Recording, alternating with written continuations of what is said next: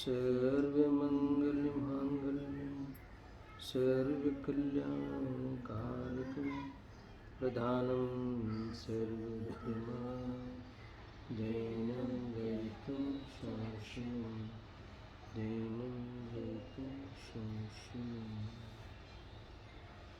सर्वव्यापैकचिद्रूपं स्वरूपाय परात्मने स्वोपलब्धिप्रसिद्धाय ज्ञानानन्दात्मने नमः। आत्मरूपेण यद्भूतं माहिलखे भवसिन्धुतरो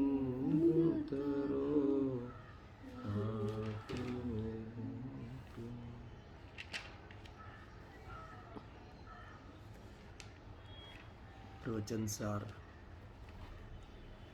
सुपरिणाम अधिकार की 88 गाथा पे हम स्वाध्याय कर रहे हैं। उससे पहले आज धन्वंतरस का दिन है। लोक में इसे धनतेरस कहते हैं, हम इसे धन्वंतरस कहते हैं। यानी आज का दिन वीर प्रभु की दिव्य ध्वनि का अंतिम दिन था, सुनना प्रवेश। कल 14 है और परसों अमावस्या के दिन प्रभु मोक्ष पधारे थे। यानी ऐसा समझ लो कि जब ये प्रसंग हुआ था तब सारी पब्लिक को भगवान की वाणी आज सुनने मिली, दर्शन भी मिला, भगवान की वाणी सुनने भी मिली। और कल के दिन वाणी नहीं खिरी, 14 के दिन, और भगवान के दर्शन तो जरूर हुए। और अमावस्या के दिन परसों आए होंगे सब लोग, तो भगवान के दर्शन भी नहीं हुए। यानी ऐसा समझ लो कि उस दिन भगवान का मोक्ष हुआ। और उस दिन को हम निर्वाण कल्याण महोत्सव अर्थात मोक्ष कल्याण महोत्सव के रूप में हम सब मनाते हैं। दीपावली के रूप में हम ये पर्व मनाते हैं। और उस दिन हमारे श्री गौतम गणधर देव को उसी दिन भगवान जब मोक्ष पधारे तो श्री गौतम गणधर देव को केवल ज्ञान प्रकट हो गया। यानी एक प्रकार से केवल ज्ञान कल्याण दिवस भी हुआ, उस रूप से भी हम मनाते हैं। देखो दीपावली के दिन है ना, अभी जो हम पर्व मनाने जा रहे हैं, पर्व मनाएंगे, तो उस दीपावली के दिन उनकी अनेक भाव की तपस्या जो की थी उसका फल आ गया। यानी ऐसा समझो कि सिंह की पर्याय में इन्होंने आराधना प्रारंभ की थी, फिर वह आराधना करते करते बढ़ाते बढ़ाते इस दीपावली के दिन उस आराधना का फल मुक्ति के रूप में आ गया। यानी ऐसा समझ लो कि इस अवसर्पिणी काल के अंतिम तीर्थंकर महावीर भगवान अर्थात तो इस युग के अंतिम शासन नायक वीर प्रभु का निर्वाण महोत्सव हम सब मनाने वाले हैं। दीपावली के दिन स्वाध्याय है ना, फिर पूजा पाठ आदि, निर्वाण कांड आदि सारे अनेक जो निर्वाण को प्राप्त हुए, इनको याद करते हुए हमें भी मुक्ति को प्राप्त होना है, इस बात को हम याद करेंगे।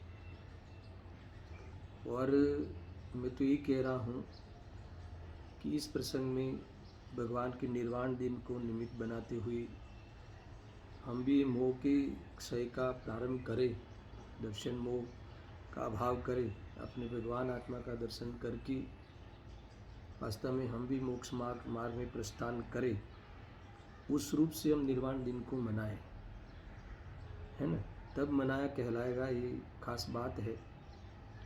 खैर आज तो धन्य तेरस जो वीर प्रभु की दिव्य ध्वनि का अंतिम दिन था, और उस दिव्य ध्वनि के अंशरूप यहाँ श्री प्रवचन सार विराजमान है, और इस महान ग्रंथ के आधार से हम सब स्वाध्याय कर रहे हैं। उसमें 87 गाथा में भगवान के उपदेश में पदार्थों की व्यवस्था के बारे में क्या आया है ना, ये बताया गया है, और उस पर विचार करना चाहिए।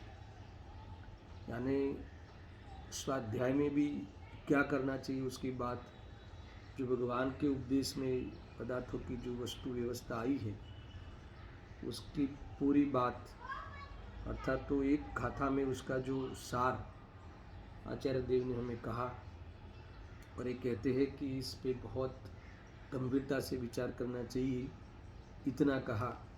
और ऐसा कहकर तुरंत 88 गाथा में ये कहा कि इसको सुनकर विचार करके मात्र उसमें संतुष्ट नहीं हो जाना, फिर क्या करना है ना, प्रयोग में लेना चाहिए। इस वस्तु व्यवस्था जो स्वयं संचालित वस्तु व्यवस्था, अनादि अनंत वस्तु व्यवस्था, स्वतंत्र स्वाधीन वस्तु व्यवस्था, द्रव्य गुण पर्यायी अखंड सत्ता लिए हुए हर द्रव्य विश्व में सदा अनंत काल अनादि अनंत काल रहते हैं, न उसको स्थायी रखने के लिए कुछ करना है कि न उसको परिणमन करने के लिए कुछ करना है, सारी व्यवस्था अपने आप अनादि अनंत है।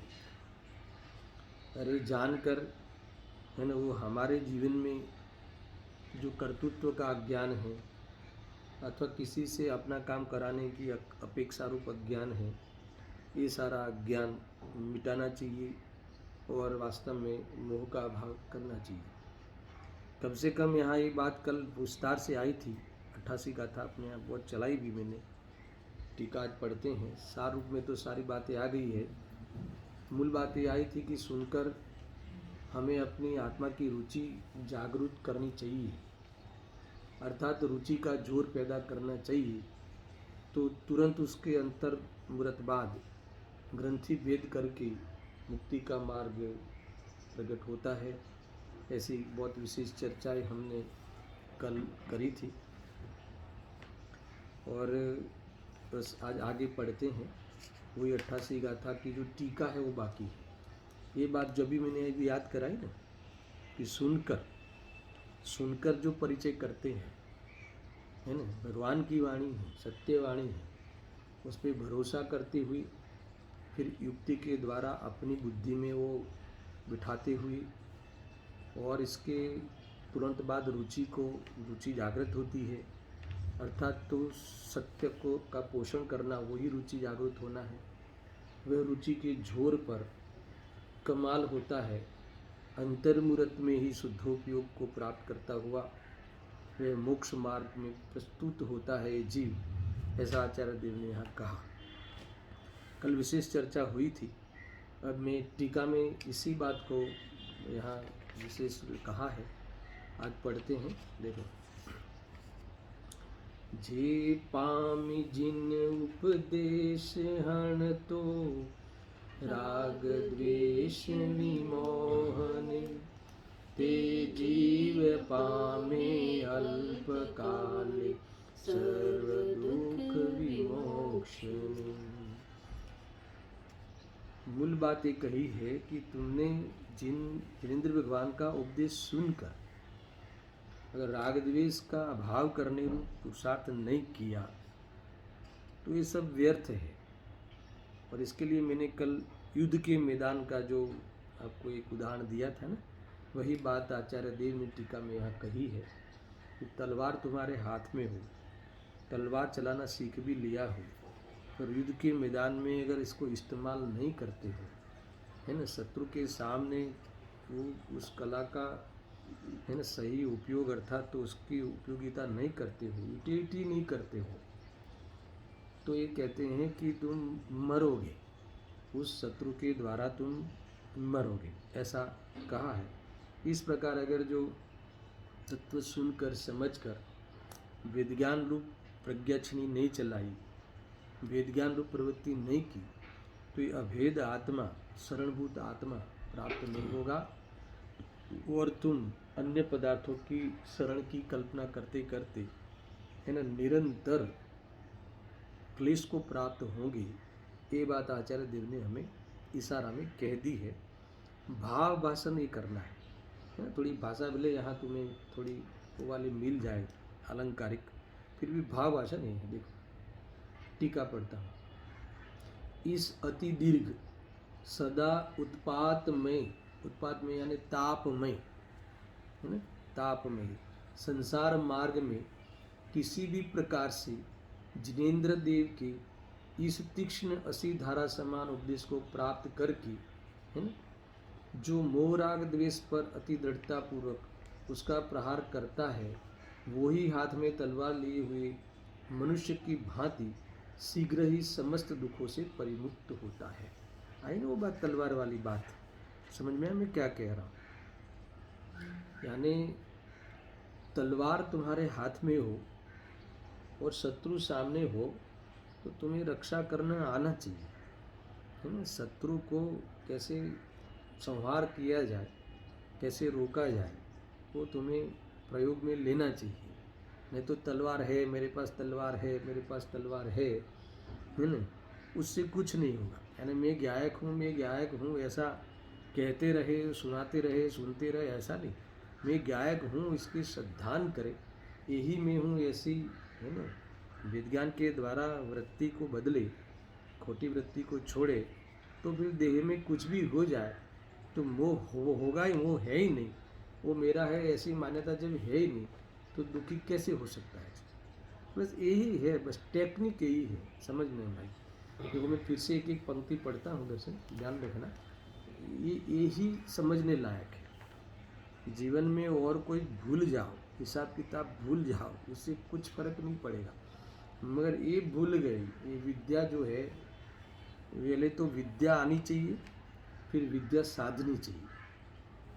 क्या कहा है ना, आगम के द्वारा ये सीखना चाहिए, फिर प्रयोग में लेना चाहिए। कल दो बातों पे बहुत विशेष वजन दिया था, है ना, ये हमें ध्यान रखना चाहिए, क्योंकि हम वहाँ तक तो आए हैं कि स्वाध्याय में किसी की कमी नहीं है, पर प्रयोग में तो अपनी अपनी पर्सनल से है, अपना अपना पुरुषार्थ है।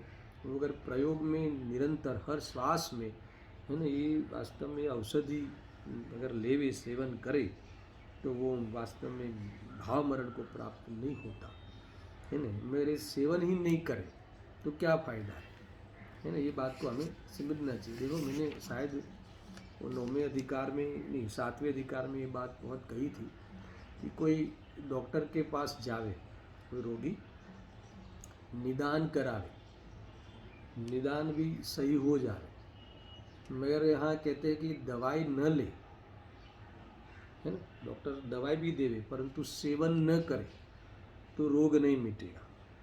दूसरा, दवाई तो ले मगर सही तरीके से सेवन नहीं करे तो भी रोग नहीं मिटेगा।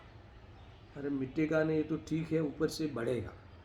तो ये इसीलिए ये जो सम्यक रीति से स्वाध्याय करना चाहिए, अथवा सम्यक रीति से इस्तेमाल करना चाहिए, है ना, सही रीत से इसको इस्तेमाल करना चाहिए। तो ये बात बहुत पते की है। पहले तो सेवन करना चाहिए और सही रूप से सेवन करना चाहिए।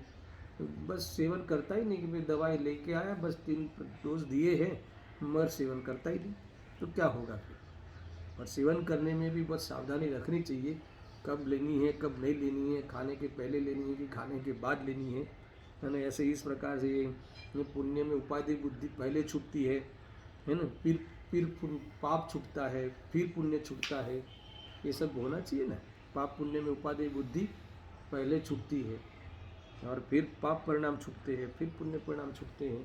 तो ये सारी बातें जो जैसी इस प्रकार से है वो हमें समझना चाहिए।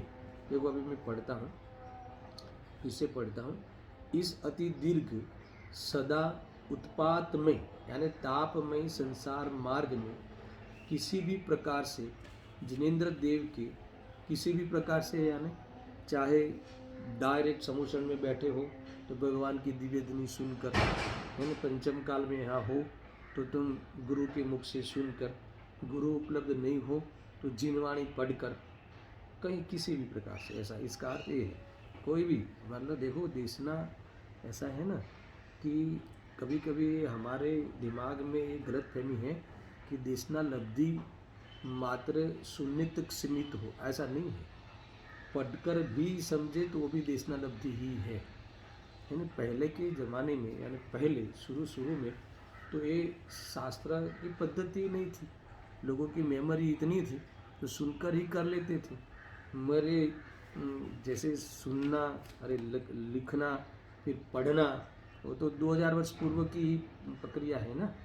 उससे पहले तो भगवान महावीर के निर्वाण के बाद, निर्वाण के समय भगवान महावीर थे तब तो डायरेक्ट हम सुनते थे भगवान की वाणी, समझ में आया। इसके बाद 500 साल के बाद लोप होने लगा तो आचार्य देव ने लिखना चालू किया, ख्याल में आया। और इसके बाद लिखी हुई चीज़ें मिलती है तो किसी से सुनकर, यानी किसी से, यानी गुरु से, वितरागी देव शास्त्र देव गुरु से सुनकर या उनके द्वारा लिखी गई शास्त्र से पढ़कर, दोनों देशना लब्धि है, ऐसा समझना। नहीं तो कई लोग कहते हैं ना कि नहीं, सुनना ही देशना लब्धि है, पढ़ना देशना लब्धि नहीं है। पर दोनों गुरु के कथन हैं भाई। वो बोलने वाले भी वाणी गुरु की है और लिखने वाले भी गुरु ही है, तो ये अप्रमाणिक हो जाएगी, बहुत बड़ा दोष आ जाएगा। तो देशना लब्धि में सुनना और पढ़ना दोनों शामिल है। तो कई लोगों के भ्रम है, नहीं देशना लब्धि यानी सुनना ही भगवान की देशना सुनकर, तो सुनकर या इसका अर्थ है कि सुनने का प्रसंग हो तो सुनकर, पढ़ने का प्रसंग हो तो पढ़कर। ये बात बराबर समझना। देखो ऐसा है कि मात्र सुनकर ही ये तुम आग्रह रखोगे तो अभी वो सुनते हो, वो अभी किसी से सुन रहे हो, मान लो तुम अपने दिमाग में इसको ज्ञानी मानकर, तो वो कितनी प्रमाणिक है वो कैसे तुम नक्की करोगे। तो देखो वो तो अपनी बुद्धि में ही नक्की करना है कि प्रमाणिकता वितरागता पोषक होती है ये वाणी, समझ में आया। तो पढ़ने में भी वही सावधानी रखनी है, सुनने में भी वही सावधानी रखनी है। साक्षात तीर्थंकर परमात्मा तो अभी है ही नहीं। तो इसीलिए ये बात दिमाग से निकाल देना कि मात्र सुनना ही देशना लब्धि है और देशना लब्धि पूर्वक समय दर्शन होता है तो भगवान की अर्थात किसी ज्ञानी की वाणी सुनकर ही होगा, ऐसा नहीं है। वाणी भगवान ज्ञानी की वाणी है और ये शास्त्र भी ज्ञानी के ही लिखे हुए हैं, है ना। अगर आप इसमें सुनने को ही इतना आग्रह रखोगे तो सारे आचार्यों के लिखा हुआ जो कथन है उस पर अप्रामाणिकता का प्रश्न चिन्ह हो जाएगा। इसलिए बात ध्यान में रखनी चाहिए और इसका विस्तार कोई भी करे, है ना, उसमें कोई प्रॉब्लम नहीं है। कोई विद्वानों के द्वारा भी हो जाए, मगर ये है तो सब किसकी वाणी, भगवान की वाणी। इसीलिए इसमें ये बहुत आग्रह नहीं रखना और बहुत भय को मत रखना कि हम क्या करें, पंचम काल में कोई गुरु मिलते नहीं। तो ये देव शास्त्र गुरु शास्त्र है ना, मैंने 2-3 दिन पहले भी कहा था। मैं इसलिए कहता हूँ कि कई लोग पूछते हैं ऐसा कि आपने ऐसा कहा, तो फिर भाई कहीं भी ये वाणी सुनकर का अर्थ ये होता है कि ये उस समय पहले जब तीर्थंकर होते हैं तब ये पढ़ना बढ़ना होता ही नहीं है ना। दिन की 6-6 घड़ी भगवान की वाणी खिलती है और सुनते हैं और मेमोरी भी इतनी होती है सामने वाले जीवों की, अभी तो इतनी मेमोरी भी नहीं है ना। तो ये जितनी जो हमारे पास योग्यता है उसके लिए जो साधन हमारे पास अभी उपलब्ध है वो उतना ही उत्कृष्ट है कि जैसे भगवान है, क्योंकि ये भगवान के अनुसारिणी दिव्य ध्वनि है और उससे ही बनी हुई ये शास्त्र जी हैं। यानी आप जरा भी, है ना, अविश्वास करके मत सुनना, ये बहुत बड़ा दोष लगता है ना। इसीलिए मेरा तो एक खास कथन याद रखना कि ये जो क्या कहा था मैंने कि ये देशना लब्धि में ये सुनना और पढ़ना दोनों शामिल है। शास्त्र सुनना भी देशना लब्धि के अंतर्गत ही आ जाता है। इसलिए तुम कहीं भी अंदर में वो ऐसा गलती महसूस करके कि भाई ज्ञानी तो है नहीं, शास्त्र पढ़ कर कैसे होगा। देखो शास्त्र पढ़कर नहीं होगा, ये वाली बात जो अभी कह रहे हैं ना, तो अकेले शास्त्र पढ़ने से नहीं होगा, तुम्हें अपने आत्मा की दृष्टि करनी पड़ेगी, वहाँ निषेध किया। तो वो तो पढ़कर या सुनकर दोनों में निषेध है। भगवान को सुनते रहोगे तो कई बार समोषण में जाके आए, है ना, कितनी बार आया कि नहीं, ऐसा है। तो क्या सुना तो है, तो सुना फिर काम नहीं किया तो नहीं होगा ना, सुनने से नहीं होता, इसका अर्थ है कि स्वयं पुरुषार्थ करोगे तो होगा, मात्र सुनने से नहीं होगा। मगर ये कहते हैं कि स्वाध्याय करना चाहिए और फिर प्रयोग में लेना चाहिए। अब स्वाध्याय पढ़कर भी होता है या सुनकर भी होता है, जैसे भी होता है, इसलिए लिखा है किसी भी प्रकार से, या सुनकर या पढ़कर, चाहे गुरु के मुख से, चाहे जिनेंद्र भगवान के मुख से, या शास्त्र को पढ़कर, किसी भी प्रकार से ऐसा समझना। जिनेंद्र देव के इस तीक्ष्ण 80 धारा समान उपदेश को प्राप्त करके, सुनना, ये 80 धारा समान उपदेश को प्राप्त करके, यानी ऐसा है ना, भगवान की वाणी में मोह जैसे शत्रु को, है ना, हड़ने की, उसका अभाव करने की, है ना, ताकत है। इसलिए 80 धारा नाम दिया भगवान की वाणी को, है ना। 80 धारा यानी तलवार की धार, ऐसा कोई शस्त्र की धार, कोई शस्त्र हो तो सामने वाले शत्रु पे हम विजय प्राप्त कर सकते हैं।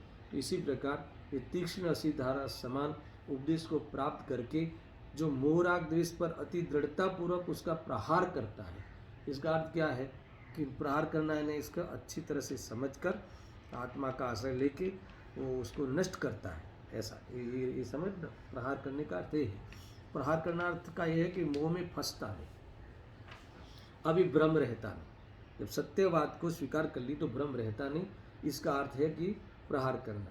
प्रहार करता है वो ही हाथ में तलवार लिए हुए मनुष्य की भांति शीघ्र ही समस्त दुखों से परिमुक्त होता है, ऐसा लिखा।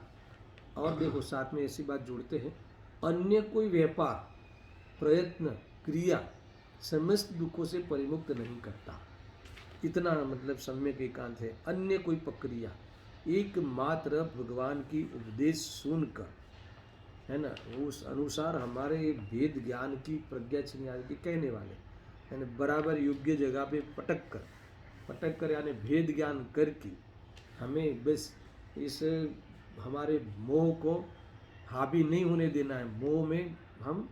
मोह के आसीन नहीं होना है, समझना। एक ये मोह की गुलामी अब नहीं करना। यहाँ कहते हैं अन्य कोई व्यापार यानी अन्य कोई क्रिया, चाहे इसमें सब ले लेना, गुरुदेव से दया, दान, व्रत आदि सब क्रिया, कोई भी क्रिया वास्तव में दुखों से मुक्त कराने में समर्थ नहीं है। एकमात्र स्वाध्याय को बाह्य के रूप में समर्थन दिया है और अंतरंग के रूप में तो उस रूप पुरुषार्थ करना, परिणमन हो जाना, अभ्यास रूप वेद ज्ञान के द्वारा तुम्हें अपने अभेद आत्मा की प्रतीति कर लेना, मान्यता कर लेना, सही मान्यता कर लेना, यही एकमात्र इस दुखों के कारणों से मुक्त होने का उपाय है, और कोई उपाय अंतर नहीं है। इस उपाय के लिए ये स्वाध्याय जो है वो उपाय अपेक्षा रखता है, बाकी कोई हो तो हो, नहीं हो तो नहीं हो, है ना। देखो मैं दर्शन करना, पूजा करने का विरोधी नहीं हूँ, ध्यान रखना। ये तो इन्होंने कहा ना कि और कोई बात तुम्हें मिली या नहीं मिली, है ना, तुम्हारे आजू बाजू में मंदिर नहीं हो तो नहीं हो, मगर तुम्हें भगवान की वाणी जो है ये अगर तुम हृदय में धारण करते हो, सहृदय आया था ना, तो अगर तुम्हारे हृदय में धारण करते हो, इस तत्व को तुम धारण करते हो, तो जैसे नरकों में बिना मंदिर, बिना विधान, बिना पूजन भी जीव कर लेता है, वहाँ वो बस एक देशना ही कार्यकारी है ना। ये वास्तव में कोई बात नहीं, सर्व जगह पे, सर्वत्र, सर्वभौमिक, सर्वकालिक एकमात्र ये नियम है कि ये भगवान की जो देशना है अथवा जो तत्व बताया है वो तत्व तुम अपना कर लो, यानी उस अनुसार तुम्हारी सोच बना लो, तो तुम्हें पाताल में भी दुख नहीं होगा। समझ में आया कि नहीं? पाताल में जाने का प्रसंग आ गया तो भी दुख नहीं होगा, और अगर तुमने तत्व को धारण नहीं किया तो तुम मान लो कि आकाश में तुम, यानी देवलोक में भी तुम जाने का प्रसंग आया तो भी तुम सुखी नहीं हो पाओगे। तुम्हारे आजू बाजू कई भी लाखों करोड़ों विमान हो तुम्हारे पास, तो भी तुम सुकून को प्राप्त नहीं होगे। ख्याल में आ रहा है दर्शन? यानी ये तत्व ज्ञान हो तो देखो कहीं भी रहो, ऐसा है। और बाहर में कोई योग नहीं हो, बाहर में कोई अनुकूलता है, देव शास्त्र गुरु की दर्शन आदि की नहीं हो तो नहीं हो, मगर तुम्हें तत्व ज्ञान से वंचित रहने का परिणना नहीं चाहिए। तत्व ज्ञान से वंचित रहना, तत्व अभ्यास से वंचित रहना, ये सबसे बड़ा नुकसान है ना। तत्व अभ्यास तो वो तुम्हारी स्वतंत्र प्रक्रिया है, जो कोई स्वाधीन प्रक्रिया है। तुमने एक बार ध्यान में चीज धारणा में ले लिया, फिर तो मान लो कि एक आया था ना कि सम्यक दृष्टि ने एक बार आत्मदर्शन जैसे जिसको हो गया है, दर्शन मोह जिसने तोड़ दिया है, तो उसको अब चारों तरफ मोह के लिए, ये सीखने के लिए भी जानू की जरूरत नहीं है ना। वो फिर वो कैसे दूर करे, तो कह रहे जिस विधि से तुमने दर्शन मोह को हटाया है उसी विधि से होगा। समझ में आया ना, उस दर्शन मोह के अभाव की विधि जान ली, वही तो सम्यक दर्शन है। समझ में आया ना, तो उस विधि से चारित्र मोह का अभाव होगा, फिर उसे किसी स्वाध्याय की, इस प्रवचन की भी खटक नहीं रहती। अरे खटक नहीं, अटक नहीं रहती। खटक तो होती है, अटक नहीं रहती है ना। अभी जो आज बड़ा दिन है ना, दिव्य ध्वनि का जो अंतिम दिन कहा, निर्वाण का दिन आ रहा है, तो उसमें जो उनके प्रिय शिष्य, प्रिय तो क्या हमारी तरफ से प्रिय, इनके रेगुलर जो थे गौतम गणधर, जो गणधर देव होते हैं तो उनके नियमित श्रोता होते हैं। प्रिय तो राग ही है, हम लोग राग के हिसाब से लगा देते हैं, बाकी भगवान को कोई प्रिय अप्रिय ऐसा भेद नहीं होता। हाँ इतना जरूर है कि वो उनके नियमित श्रोता थे, एक भी प्रवचन उन्होंने छोड़ा नहीं था। और जब दिव्य ध्वनि समाप्त हो गई है ना, आज का दिन समाप्त हो गया, फिर वो समुद्र में रहने का कोई अर्थ नहीं था। समझ में आया कि नहीं। और एक बाजू यहाँ भगवान ने निर्वाण को प्राप्त हो गए और इन्होंने केवल ज्ञान को ले लिया। समझ में आया, यानी इतने बड़े है ना, 4 ज्ञान के धारी, द्वादशांग के धनी तो थे ही, तो तुम समझ लो वो भी एक प्रवचन नहीं छोड़ते थे। तो हमें ऐसा लगता है कि हमने सुन लिया थोड़ा सा तो बहुत हो गया, इतना भी तुम अतिरिक्त मत करना। ये यानी कि अटक नहीं होती, यानी सुनते सुनते अगर स्वरूप में चले जाते हो तो सामने भगवान की वाणी खिर रही है ना, तो मैं अंदर नहीं जाऊँ, ऐसा नहीं होता। इतना अटकते नहीं कि नहीं भगवान बोल रहे तब तक तो सुन, ऐसा नहीं होता। क्योंकि उनको सुनने का प्रयोजन अंदर में जाना था, स्वरूप में जाना था, यानी निर्विकल्प होना था। तो निर्विकल्प हुआ जाता हो तो फिर वाणी का संपर्क रखने का क्या मतलब है। तो ये सुनते सुनते भी कई बार मुनिराज तो स्वरूप में चले जाते हैं, निर्विकल्प हो जाते हैं। हर अंतर मुहूर्त में निर्विकल्प होने का उनके जीवन का नियम है। समझ में आया ना। ये 2 शब्दों के बीच में अंतर मुहूर्त से ज़्यादा वियोग काल नहीं होगा। अगर उससे ज़्यादा वियोग काल हो जाए है ना, तो मुनि दशा नहीं रहती, वो पवित्रता नहीं रहती, 3 चौकड़ी के अभाव वाली पवित्रता नहीं रहती। ये बात ध्यान में रखनी चाहिए।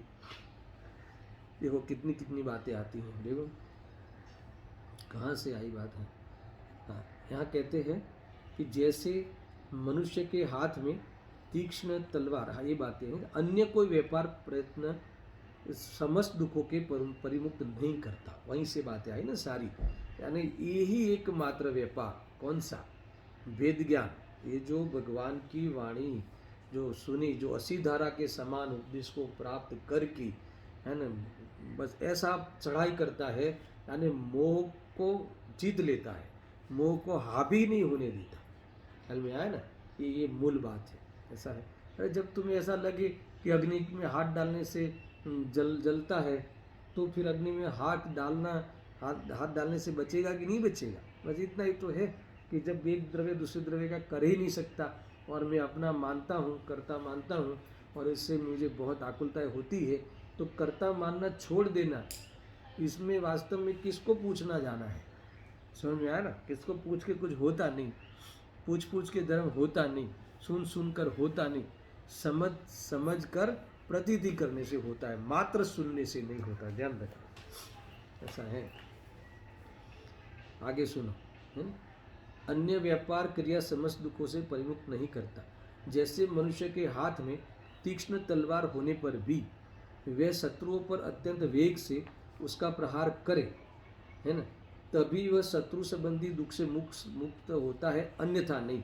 ब्रैकेट में इसको और सरल किया है। उसी प्रकार इस अनादि संसार में महाभाग्य से जिनेश्वर देव के उपदेश रूपी तीक्ष्ण तलवार को प्राप्त करके, तीक्ष्ण तलवार के जगह पे प्रज्ञा छीनी ले लो, है ना, प्रज्ञा छीनी, वो छीनी ले लो, छीनी से 2 चीज़ें अलग करते हैं, तो प्राप्त करके जो जीव मोहराग रूपी शत्रुओं पर अति दृढ़तापूर्वक उसका प्रहार करता है वही सर्व दुखों से मुक्त होता है, अन्यथा, है ना, अन्यथा नहीं होता।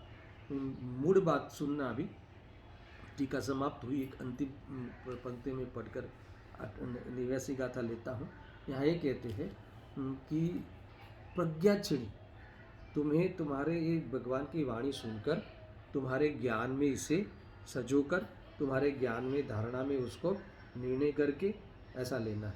फिर तुम्हें वो प्रज्ञा क्या करना है? पटकना है। कहाँ पटकना है ना? अर्थात तो भेद ज्ञान रूप की प्रवृत्ति बहुत जोरों से बढ़ानी है कि जिससे वो रुचि का जोर बढ़े, स्वभाव की रुचि का जोर बढ़े और पर की रुचि टूटे। इसका नाम है पटकना। समझ में ये है मोह को उसके ऊपर प्रहार करने की बात ये है।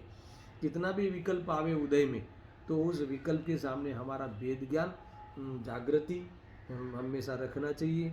इसी का नाम है वो सावधानी रखना, वो उसी का नाम है अति दृढ़ता पूर्वक उसका प्रहार करना, यानी दृढ़ता लाना, हिल नहीं जाना यानी विचलित नहीं हो जाना, है ना। थोड़ा हम स्वाध्याय करते हैं, ये फिर अपने वेद ज्ञान का प्रयोग करते हैं और पूर्व का कोई ऐसा उदय आ जावे तो भोजन की भी व्यवस्था नहीं हो तो जीव को, है ना, वो पक्का नहीं हो ना, अति दृढ़ता रूप वेद ज्ञान नहीं हो ना, मात्र वाणी में हो अर्थात विचार तक लिया हो, उसने अपना ज्ञान को उस तरफ नचाया नहीं हो, सुनना यानी वलन नहीं बनाया हो, मोह गला नहीं हो, तो वो जीव को इस धर्म पे शंका कर देता है। इतना स्वाध्याय करते हैं, इतना भगवान की पूजा पाठ करते हैं, मौका पड़े तो दान आदि भी करते हैं, उसमें भी पीछे नहीं रहते, फिर भी क्या हमारे ऐसे उदय आए, हमारे साथ ऐसा हो रहा है। अरे तेरे साथ तो कुछ हो ही नहीं रहा है, तू तो ज्ञानवान है, वही तो तू भूल गया। तेरे ज्ञान में सिर्फ झलकता है, तेरे साथ तू ज्ञान का, तू जड़ का चेतन होता नहीं। अरे तू चेतन का जड़ कभी होता नहीं, तू चेतन है तो कभी जड़ हुआ नहीं, तो फिर तू किस बात की चिंता करता है? तेरा अस्तित्व तो कभी नाश होता नहीं, तेरा हर समय पलटना कभी रुकता नहीं, और पलटे तो भी तेरा स्थायित्व कभी नाश होता नहीं।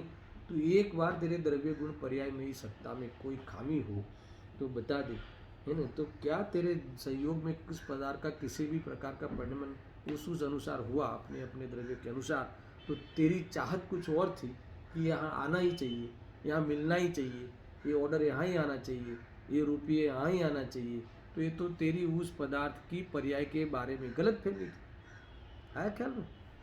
तो देखो ये तुम्हें इतना खबर पड़े ना दर्शन, तो ये व्यापार आदि में भी हमें नीति न्याय रहे, है ना। किसी के कामकाज पे, किसी के, है ना, अन्य पार्टी आदि पे हमारी खोटी नज़र नहीं पड़े कि नहीं इसको मैं, है ना, ऐसा अनिति करके भी अपने यहाँ ले आऊँ, ऐसा होता ही नहीं। वो द्रव्य गुण पर्याय के स्वरूप को मात्र समझो ना, तो भी इतना वह अपना बाहर का जो जीवन तो अच्छा हो जाए, सही हो जाए, और अभिप्राय पलटे तो क्या कहना। फिर देखो ऐसा है, एक बार दर्शन सुनना बराबर, अगर अभिप्राय पलट गया समझो, तो फिर तो तुम्हें यहाँ पंचम काल में तो और यहाँ तो आना ही नहीं। समझना मैं जो कह रहा हूँ, शांति से सुनना। पंचम काल में यहाँ तो आना ही नहीं, है ना। वो भी सम्यक दृष्टि जी पंचम काल में इस क्षेत्र में जन्म नहीं लेता, है ना। ये सारी दुविधा तुम्हें, दुविधा उसको लगती भी नहीं, ये तो मैं कह रहा हूँ कि आना ही नहीं। मैं तो ये कह रहा हूँ कि उसके जन्म मरण फिर होने ही नहीं है, कुछ अल्प रह जाते हैं, और अल्प रह जाते हैं उसमें अभी से तुमने सम्यक दर्शन करके तुम्हारा एक कार्य तुमने पकड़ लिया, तो मुझे तो जहाँ जितना भी मैं संसार में रहूँ तो मुझे तो यही कार्य करना है। कौन सा? वेद ज्ञान का। यही वास्तव में भगवान के जो उपदेश सुना और असी धारा समान उपदेश सुनकर मोह पे प्रहार करना है।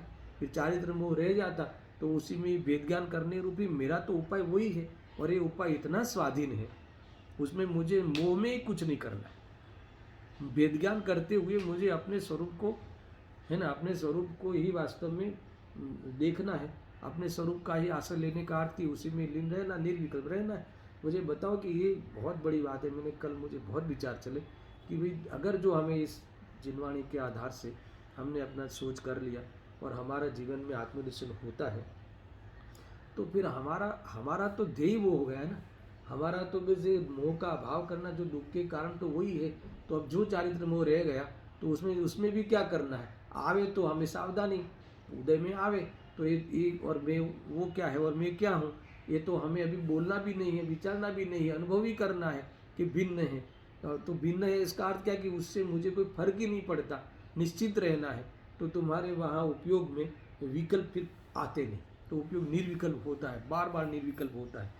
और यही वास्तव में हमें हमारा पुरुषार्थ होते रहना है।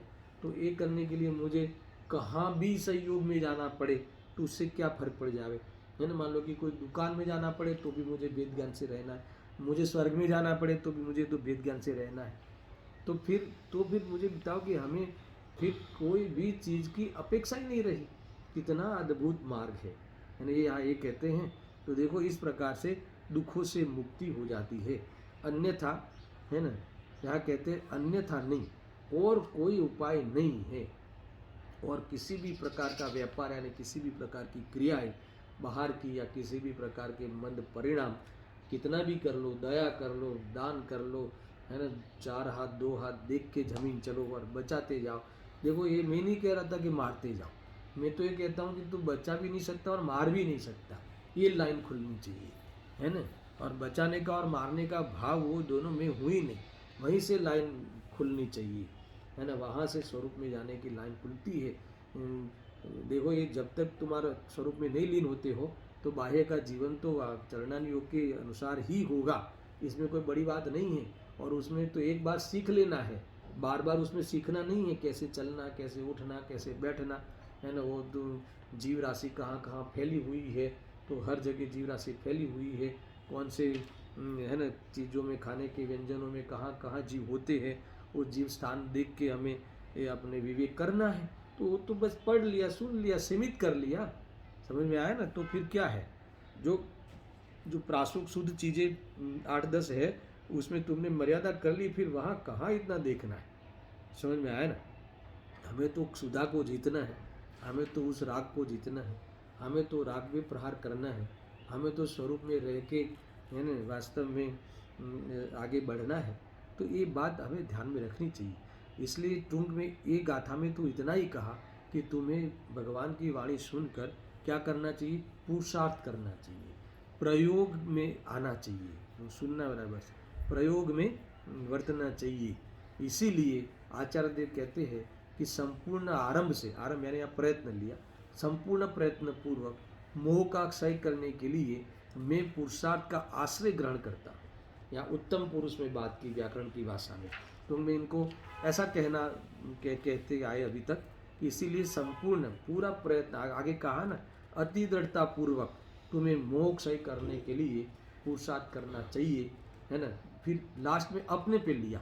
इसीलिए अभी मैं भी भगवान की वाणी मैंने भी सुनी है, सुनता हूँ, और सुनकर अब मैं मोह का क्षय करने के लिए, इनके पास जो मोह है वो चारित्र मोह, एक चौकड़ी प्रेमा, है ना, उसके लिए मैं उसके क्षय करने के लिए मैं पुरुषार्थ का आश्रय ग्रहण करता हूँ। मैं अभी वो ही पुरुषार्थ करूँगा, सुनते रहूँगा ऐसा नहीं, सुनाते रहूँगा ऐसा नहीं। और साथ में ये भी कहते हैं कि तुम्हें ये बात मैंने समझाई, तुम करो या न करो ये तुम जानो। देखो इस भाषा में मैं कह रहा हूँ, मैं तो ये अभी इस प्रकार का पुरुषार्थ करने ये चला, ये कहते हैं मैं तो ये पुरुषार्थ का आश्रय ग्रहण करता हूँ। देखो दर्शन, मान लो कि मैं तुम्हें अभी समझा रहा हूँ, ठीक है, सुनना बराबर, अभी समझाते समझाते ये सही बात समझाऊँ और मुझे ऐसा लगे कि नहीं ये तो मेरे लिए ही है और इसलिए बता रहा हूँ तुम्हें कि मेरे लिए मुझे पसंद आ रही है, फिर अंत में मैं क्या कहूँगा, तुम्हें करना है तो करो, नहीं करना है तो मत करो, पर मैं तो यही करूँगा, मैं तो ये वेद ज्ञान से ही रहूँगा और ये वेद ज्ञान करके मैं बस अपने जीवन में उस अभेद आत्मा की, वो अखंड आत्मा की ही सेवा करूँगा, सेवन करूँगा। इसके अलावा मुझे और कोई मेरा न इरादा है, न मेरा ध्येय है, न मेरा उद्देश्य है। अगर देखो इस मार्ग में चल पड़े तो अंदर में जो मुनि भावना होती है, अंदर में ये देखो हमें ऐसा लगना चाहिए क्या लगता ही होगा सबको, है ना, कि ये जीवन मेरे लिए है ही नहीं, है ना, ये कमाना करना मुनि बनना चाहिए, है ना। ये पीछी कमंडला हाथ में शोभा देती है। इसका अर्थ है कि वितरागता ही हमारे लिए उपकारी है। ये बात हमें समझना चाहिए। देखो, आजे करो काले करो के अनंत भव के बाद करो, ये ही एकमात्र उपाय है। आचार्यों ने ये बातें खास कही है। समझ में आया जो मैं क्या कह रहा हूँ, है ना। इसके अलावा और कोई उपाय है ही नहीं, ये बात समझना चाहिए। देखो, अब इसके बाद 89 गाथा मैं प्रारंभ करता हूँ। ज़्यादा समय नहीं है अपने पास आज, है ना। ये फिर भी मैं प्रारंभ कर देता हूँ, इसके बाद हम बाद में आगे पढ़ेंगे। देखो, अभी क्या कहते हैं कि ठीक है, सुनना बराबर, कि 88 गाथा में आपने प्रेरणा तो दे दी, सुनना, उनका जो भाव बताता हूँ। 88 गाथा में आपने प्रेरणा तो दे दी कि जो प्रभु का उपदेश सुनकर पुरुषार्थ करना चाहिए, ऐसा आपने कह दिया। अथवा आत्मा की रुचि जागृत करनी चाहिए, अथवा रुचि का जोर पैदा करना चाहिए, ये बातें तो आपने कह दी। परंतु अभी वो पुरुषार्थ क्या है, वो क्या पुरुषार्थ है कि जिससे हमारी रुचि जागृत हो, कि जिससे हमें वहाँ एक प्रकार से रुचि का जोर आवे, वो पुरुषार्थ क्या है, वो अभी आप हमें बताओ। ये है, देखो, उत्थानिका पढ़ता हूँ। उत्थानिका में ही जवाब दे दिया है। पहले किस विषय के लिए गाथा अभी लिखी जा रही है, या इस विषय के लिए ये गाथा लिखी जा रही है कि आपने ये तो कह दिया कि भाई प्रभु का उपदेश सुनकर तुम संतुष्ट मत हो जाना, है ना, उसी को धर्म मत मान लेना। मैं इसलिए बार बार कहता हूँ कि कहीं भूल होती है तो बार बार मैं याद कराता हूँ। ये तो बात हमें समझ में आ गई। और ये भी कह दिया आपने प्रभु का कौन सा उपदेश सुनना, ये भी उपदेश बता दिया, विषय वस्तु भी बता दी, आपका अनंत उपकार है सुनना। और बाद में सुनकर आपने एक बात छेड़ दी कि सुन के संतुष्ट मत हो जाना, तुम्हें तो इसे पुरुषार्थ करना चाहिए, और पुरुषार्थ ऐसा करना चाहिए कि तुम्हारी आत्मा की रुचि जागृत हो जावे, है ना। अथवा तो रुचि का जोर ऐसा खुल जावे कि अंतर्व्रत काल में ग्रंथि भेद होकर सम्यक दर्शन हो जावे। तुमने इतनी बात तो कह दी, पर प्रभु कृपा करके ये बतावे कि वो पुरुषार्थ कैसा है, अथवा पुरुषार्थ में हमें क्या करना चाहिए, अभी ये भी बता दो। तो उसके लिए एक गाथा लिखी, और उत्थानिका में ही एक पंक्ति में जवाब दिया है। मैं इस विषय को बहुत खोलने वाला हूँ, शांति से खोलूँगा, मगर अभी पहले मैं गाथार्थ पढ़ता हूँ और टीका का भी पाठ कर लेते हैं एक बार, तो इसके बाद खुलासा में और विशेष करने वाला हूँ। देखो, इसमें ऐसा लिखते हैं, जो जे ज्ञान रूप निज आत्मने परने वड़ी निश्चय वड़े द्रव्यत्वथी संबंध जाने मोहनो क्षय ते करे, है ना। समझ में नहीं आया हो तो इसका भाव जो है उत्थानिका में भरा पड़ा है। फिर अपन पढ़ते हैं। देखो, अब स्वपर के विवेक की सुनना। अब स्वपर के विवेक की वेद ज्ञान की सिद्धि से ही मोह का क्षय हो सकता है, इसीलिए स्वपर के विभाग की सिद्धि के लिए प्रयत्न करते हैं। बस इतना कह के छोड़ दिया, यही पुरुषार्थ है। बहुत बड़ी बात है, सामान्य बात नहीं है। 89, 90, है ना, ये सारी गाथाओं में ये विषय को इतना खुला है ना। 89 में तो इशारा कर दिया है, 90 में और सपोर्ट किया है। तो स्वपर का भेद विज्ञान वो इस पे ले आए आखिरकार, तो है ना। अब ये स्वपर का भेद विज्ञान में कैसे ये सब घटित होगा, द्रव्यत्व गुणत्व पर्यायत्व की सीमा में कैसे लाते हैं, वेद ज्ञान को कैसे जगाते हैं, ये सारी बात यहाँ करने वाले हैं। आज तो मैं सिर्फ पढ़ लेता हूँ, सुनो। जो निश्चय से ज्ञानात्मक ऐसे अपने को, निश्चय से ज्ञानात्मक ऐसे अपने को, है ना, और पर को निज निज द्रव्यत्व से संबंध संयुक्त जानता है, वह मोह का क्षय करता है। इतना ही कह दिया, सुनने बराबर। देखो, यानी कुल मिला के यहाँ स्वपर के विवेक की सिद्धि, स्वपर का विवेक करना, वेद ज्ञान के द्वारा स्वपर का विवेक अगर जागृत होता है तो मोह का क्षय हुए बिना नहीं रहता।